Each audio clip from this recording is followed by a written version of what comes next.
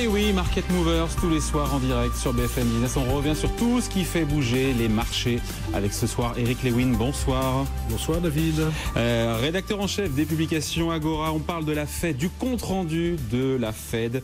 C'est tombé tard hier soir. Qui confine, et c'est mon sentiment, peut-être qu'on ne sera pas d'accord, mais qui confine à l'absurde. On a d'un côté des marchés qui globalement sont prêts pour cette future hausse de taux. Les économistes, les investisseurs, tout le monde est prêt. Et de l'autre côté, on sent une Fed qui est hésitante. On a eu dans le communiqué comme quoi elle était divisée sur les prochains resserrements monétaires. Est-ce que tout ça n'est pas absurde ?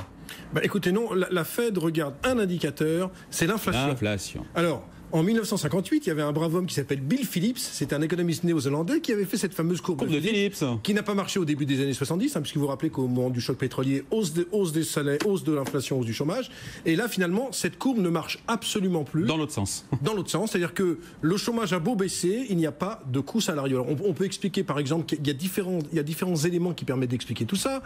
D'abord, vous avez vu qu'avec le e-commerce, il y a une pression à la baisse, c'est-à-dire que le pouvoir, c'est pour le consommateur, on fait tout pour que le consommateur achète. Donc, il n'y a pas d'augmentation. Deuxièmement, il y a beaucoup d'emplois précaires aux États-Unis.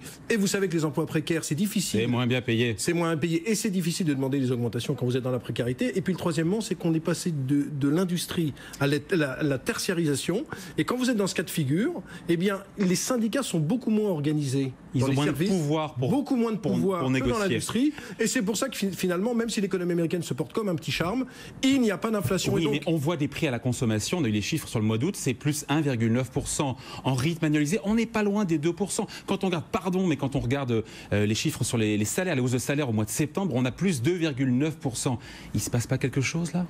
Quand vous regardez aujourd'hui les prix à la production, ils sont complètement conformes aux attentes. Les Américains vont vous dire qu'il y a l'ouragan Harvey. Donc demain, le CPI qui va sortir, l'indice des prix à la consommation qui est attendu à plus 0,5. Mais il y a toujours des bonnes raisons. Mais bien sûr. Il y a toujours des bonnes raisons. Mais bien sûr. Moi, ce que je vois, c'est que 90% des investisseurs et des économistes sont prêts pour cette hausse de taux et la Fed semble un peu calée devant l'obstacle. Écoutez, ça marche, les Dow Jones est au plus haut, le Nasdaq est au plus haut, le S&P 500 est au plus haut. Donc tout ça est voulu. Il n'y a aucune inquiétude pour les marchés financiers. Non mais attendez, il n'y a aucune inquiétude pour les marchés financiers. Avant, on avait très peur du langage de la BCE, du langage de la Fed. Maintenant, les marchés montent graduellement. Alors, 10 points tous les jours, 15 points tous les jours, mais les marchés finalement se tiennent bien. Je rappelle quand même que depuis le début de l'année, mon cher David, plus 15 à plus 16% sur le Dow, sur le Nasdaq, on doit être à plus 22%. Donc la stratégie, elle est complètement gagnante pour l'instant. Et à la limite, on se fout de savoir si l'année prochaine, il y aura 2 hausses de taux, 3 hausses de taux. Ce qu'on sait, c'est qu'il y en aura peut-être une en fin d'année. Et puis l'année prochaine, on verra avec l'économie américaine. On sait déjà qu'on va avoir une espèce de courbe en V, c'est-à-dire une économie américaine qui va ralentir à cause de l'ouragan Harvey sur le 3e trimestre et qui va repartir au 4e trimestre. Oui, mais en même temps, la Fed serait prudente avec des taux Fed Fund à 2,5%. Je pourrais comprendre. On est à 1, 1,20, 1,25, c'est ça. Pourquoi autant de prudence ?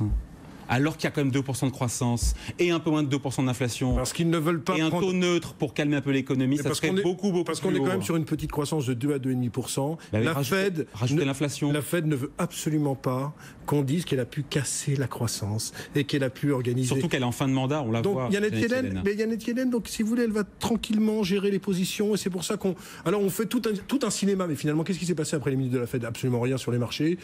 Très peu de choses sur le marché d'échange, entre 1,18 et 1,19 sur l'euro-dollar, et très peu de choses aussi sur le 10 ans américain. Donc finalement, c'est un non-event. Moi, je dis que les chiffres qu'il faudra regarder, vous étiez trop jeune. Il y a 30 ans, à l'époque où j'allais à la Bourse de Paris, déjà très vieux. on regardait la balance commerciale américaine parce qu'il y avait les twin déficit budgétaire, déficit commercial. C'était au moment de la fin des années Reagan. Et maintenant, on va regarder dans les mois qui viennent le chiffre de l'inflation aux États-Unis. On va avoir les yeux scrutés. Et demain, je suis sûr qu'à 14h30, tiens, il n'y a plus tellement de volatilité en ce moment. Il pourrait y en avoir un petit peu peut-être demain. Pour quel chiffre ? Chiffre de l'inflation, CPI, indice des prix à la consommation, et les ventes de détail, qui sont les deux chiffres de cette fin de semaine. Mais quand même, le compte dans cette histoire, c'est que Janet Yellen apparaît comme faucon entouré de colombes au Conseil des gouverneurs. C'est pas inattendu, elle qui déjà faisait figure de colombe jusqu'à présent. Oui, mais bon, pour moi, franchement, moi, je crois qu'il faut plus s'arrêter à la Fed. Il faut plus regarder tout ça. Il faut attendre tranquillement les 2 réunions de la Fed qui auront lieu. Je crois que c'est 31 octobre et 1er novembre et celle de la mi-décembre.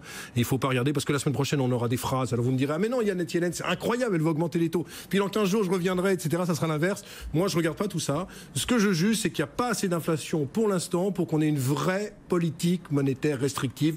On est dans une espèce de... Donc la Fed ne fera pas ce qu'elle annonce. Ces 4 prochaines hausses de taux horizon 13-14 mois, donc fin 2018, on les verra pas. Impossible de savoir pour l'instant. Disons que, au tenter aujourd'hui, avec ce qu'on voit en termes d'inflation et avec ce qu'on sent d'essayer, parce qu'il y a quand même des économistes aux États-Unis qui vous disent c'est peut-être la fin de l'inflation aussi. C'est-à-dire qu'avec ce que je vous ai expliqué, avec la tertiarisation de l'économie, avec les revendications salariales qui sont moins importantes chez les entreprises de services, il y a des économistes qui vous disent c'est peut-être la fin de l'inflation. Donc peut-être qu'il faut s'habituer à un taux de chômage à 4% avec une inflation entre 1,5 et 2%. Bon. C'est peut-être un changement de paradigme, si vous me permettez ce mot. On l'a souvent dit, le changement de paradigme, on l'a pas toujours vu. Dans les cycles économiques, on devait avoir une croissance sans fin. Vous me direz, ça fait 9 ans qu'on a une croissance aux États-Unis. Hein, donc si ça se trouve, on a effectivement changé de paradigme. Nous, on va changer de sujet par contre, Eric Lewin.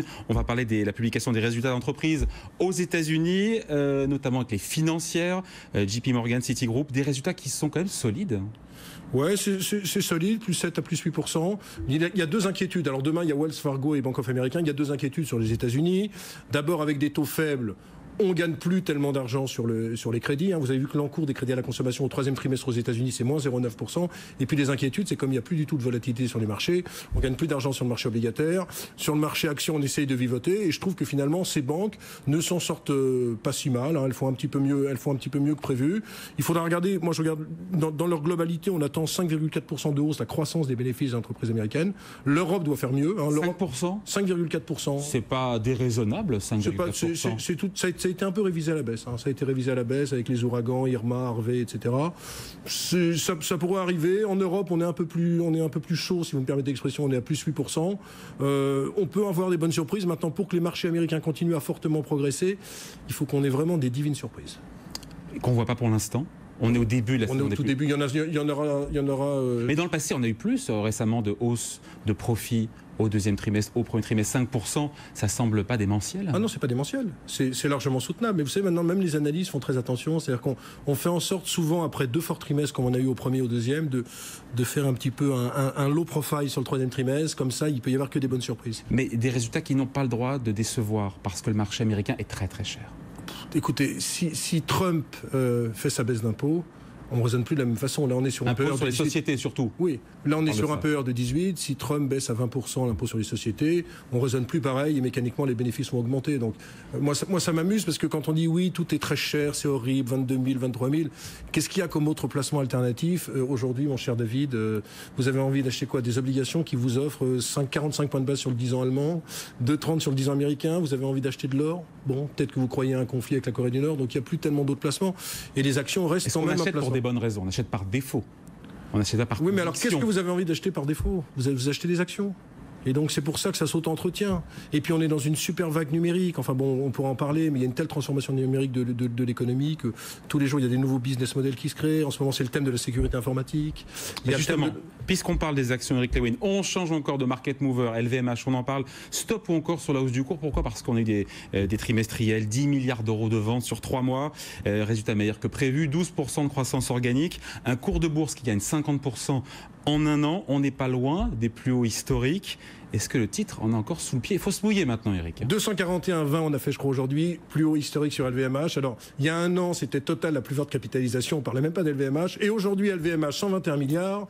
Total, 114. Sanofi, 106. Alors, je réponds maintenant à votre question. Ça, c'est le rétroviseur, ça. Ça, c'est le rétroviseur. Alors, je réponds à votre question parce que c'est facile. En fait, souvent, vous savez, vous invitez des gens, ils ne répondent pas à votre question, puis après, vous les saluez. Alors, je réponds à votre question. Moi, ce que je pense, c'est que le type, c'est un sublime dossier. Très franchement, quand on a vu le troisième trimestre, ils font mieux partout. La maroquinerie, c'est à plus 14%. Dans les pays émergents, ils arrivent à faire une vingtaine de pourcents sur l'Asie parce qu'ils arrivent à toucher la classe moyenne supérieure, parce qu'ils ont un positionnement extraordinaire. Alors, LVMH, pour rappeler, c'est pas Hermès avec ses 32% de rentabilité d'exploitation, c'est 18% de rentabilité d'exploitation. Mais il y a un positionnement extraordinaire, ce qui veut dire que tout le monde peut s'acheter du LVMH, vous faites des économies, vous avez un sac à 600-700 euros, ce qui n'est pas le cas chez Hermès, où ça coûte 3000. Donc ils ont un très bon positionnement. Maintenant, c'est vrai. Un sujet que vous connaissez bien. Un sujet que je connais parfaitement bien, avec les montres. Alors maintenant, c'est vrai que ça vaut 22 à 24 fois les bénéfices. Ça commence à être cher, mais LVMH fait partie des sociétés comme Kering. Machine à cash. C'est une machine à cash. 5 milliards d'euros de free cash flow. Free cash flow, c'est la trésorerie disponible après l'impôt. Après impôt. Via l'exploitation. En fait, c'est ce que vous avez généré comme trésorerie via l'exploitation. 5 milliards d'euros, c'est colossal. C'est colossal. Donc c'est cher, mais il y en a encore. Attendez, vous avez des sociétés comme Hermès, c'est horriblement cher. Vous avez dans la biologie une boîte exceptionnelle qui s'appelle Eurofins Scientifique, qui doit se payer 35 fois les bénéfices. Rémy Cointreau, c'est très cher. On a l'impression que les investisseurs préfèrent payer la qualité en bourse, préfèrent acheter du LVMH en se disant de toute façon, quoi qu'il arrive, nous ne sommes jamais déçus. On parlait d'un ralentissement en Chine, au Japon, ils font super bien sur les émergents. On avait peur sur le luxe va très bien, ils font très bien sur la maroquinerie. La seule division qui a du mal, c'est les spiritueux, ils font les pauvres plus 4% en croissance organique. Bref, donc on a 240 € objectif à un an. Écoutez, on se mouille. Moi je pense qu'il y aura quand même à un moment ou à un autre quelques prises de bénéfices, aussi bien sur Kering que sur LVMH. Maintenant, on pourrait encore gagner une petite dizaine de pourcents, mais je crois pas plus. Là franchement, on atteint des zones où j'ai envie de transpirer, j'ai envie de prendre un mouchoir et de transpirer, ça commence à être cher. Un mouchoir LVMH. On termine évidemment par le coup de gueule d'Eric Lewin. Ça vous énerve quand vous voyez sur les plateaux des experts qui sont pas contents, qui se plaignent de l'absence de volatilité sur les marchés actions, mais on sait, parce que vous avez la mémoire, que les plus grands cracks sont venus après des phases de hausse sans beaucoup de volatilité. C'est pour ça qu'ils disent ça. Mais ça vous énerve. Non, mais c'est pas ça, c'est que si vous voulez, 30 secondes. Ils tremblent parce que on monte pas assez. Bon, on gagne quand même plus de 10% sur le CAC 40 depuis le début de l'année. Sur un mois, on gagne 2,5%. Mais quand vous regardez en logique de stock picking, sur un mois, vous avez des sublimes performances. Vous avez de l'Alstom qui a gagné 17%, du DBV Technologies qui est la plus belle biotech à Paris. Mais c'est un autre sujet, là. C'est pas un autre sujet. Ça veut dire qu'il faut arrêter sans arrêt de regarder les indices. Il faut avoir une logique de stock picking. Il y aura toujours des super valeurs à acheter. Ce n'est pas grave s'il n'y a pas de volatilité. Il faut mieux des marchés qui snackent pour l'instant et qui vont finir par monter. Parce que moi, je pense vraiment, je suis assez haussier sur la fin de l'année. Je pense qu'avec la dynamique qu'on a en zone euro, et si M. Donald Trump ne nous fait pas une folie en Corée du Nord ou en Iran ou même avec la Turquie, je pense que les marchés ont tout pour monter. Non, ce qui me choque, c'est toute cette catégorie d'investisseurs qui aimeraient bien que les marchés s'effondrent parce que c'est pas normal de payer telle ou telle valeur. Bon, le CAC 40 dit quoi? Les arbres ne montent pas jusqu'au ciel. D'accord, mais ils auront raison. Est-ce qu'on est au ciel, là? Est-ce qu'à 17 fois les profits sur 2017, on est au ciel? Est-ce qu'à 15 fois 2018, on est au ciel, David? Je crois pas. L'avenir nous On est en train de monter. Nous ne sommes pas dans la stratosphère. Et pas encore, et on aura l'occasion d'en reparler ensemble. Merci à vous, Eric Lewin, rédacteur en chef des publications Agora. Merci. Market Mover, tous les soirs, le replay des marchés, c'est sur BFM Business. After Business, jusqu'à minuit sur BFM Business.